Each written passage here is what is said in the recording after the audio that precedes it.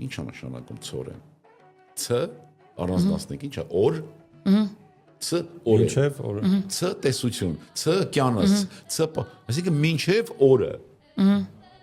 Այսինքն սկզբանը։ Որ խորհանում Այդ բառը չէի բացել երբեք։ իրոք Աստվածատուր ազգենք, որ ունենք մշակույթ, ունենք բառերը հենց այնց չեն կազմված։ Մի գրամ սպիտակուցն ու մի գրամ աստղաջուրը մեզ տալիս են 4.1 կալորիա էներգիա, ճարպը 9.3։ Այս համամասնությունը շատ հստակ արկա է ամբողջահատիկ ցորենից պատրաստված հացի մեջ։ Եթե ամբողջահատիկ է, եթե կեղևը վրան է։ Հա։ Այնտեղ կա մոտավորապես մինչև 9% ճարպ, 20-25% սպիտակուց 50-60% աստղաջուր։ Սա մարդու համար իդեալական բան է, մասնաբաժինն է, համամասնությունն է։